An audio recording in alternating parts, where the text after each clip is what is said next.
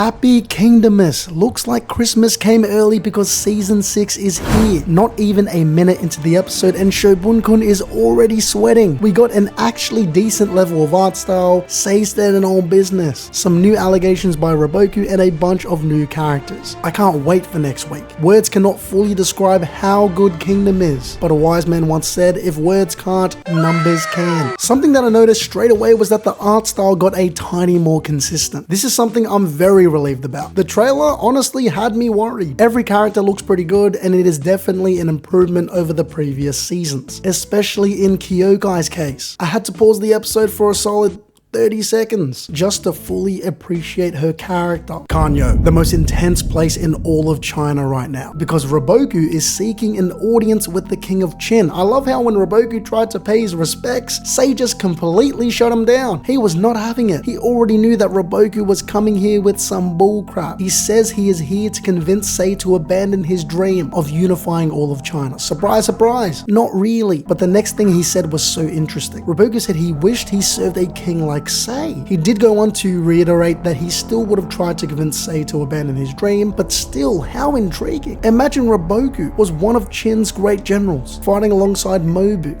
That would be so unfair. One of the things I really enjoy about Riboku's character writing is that he is portrayed initially as a graceful, patriotic hero. He isn't necessarily a villain, but rather, he is simply fighting to protect his kingdom. At first glance, this might be all, but he isn't that simple. Riboku might be one of the most hypocritical characters ever. One of his points to counter Sei was that a kingdom's strength reaches a fanatical level when its life is on the line. That Shin would know this better than anyone else after repelling a coalition invasion. What a friggin' bastard. He was the one that caused that coalition invasion in the first place. Then he has the audacity to say that Sei's path of unification through military might will only lead to gruesome and bloody war. Like Riboku did not just call 6 whole kingdoms to rain down fire on Qin. So the hypocrisy is definitely a nice layer that adds to Riboku's character. Guess what the most dangerous man in all of China said next? He also supposedly longs for the eradication of war. This was the same man, by the way, that went out of his way to invade Qin, to use Shouheikun to bait out Oki and slay him, all for the love of the game. He quite literally was clout chasing to be able to create the coalition invasion. But Riboku didn't come here empty-handed. He came with a rebuttal against unification, to call for a meeting of all 7 kings at Kanyou to establish an alliance, with the ultimate goal being everlasting peace. The terms are simple. All kingdoms must pledge to strictly forbid warfare. Any one kingdom who breaks this pledge will be destroyed by the other 6. Honestly, it doesn't sound bad at all. Even Sei agrees that it would likely bring peace to all of China, but the next point he brings up is the most important and something that I fully agree with. There is absolutely no guarantee that a century from now, such a pledge will be upheld. All it takes is for one twisted king to say this is a stupid pledge that my ancestor made, not me. Or we're way stronger than everyone else, why shouldn't we take from those weaker than us? Sei said it best, with such an imperfect legacy, we cannot truly claim to have achieved peace. This same failure has been repeated over and over again, which is why Sei is trying to say, to hell with the status quo. There is then no more fitting way for Sei to end his debate with Riboku. Despite knowing that all the other kingdoms will fight to the death, he continues with his dream regardless. He proclaims that through military might, Qin will conquer all 7 kingdoms, including Zhao, and unify all of China, right to Riboku's face. He pretty much said, if y'all are that scared to box, run back home to your daddy and beg him to surrender, bro's too cold. In the manga, it's a different take. Sei tells them to go back to their king and let him know to surrender as soon as he can. Badass. I do like the anime version too though. Right before Riboku tries to leave, he tells Sei that Qin will be the one regretting all this in the end, but Shouheikun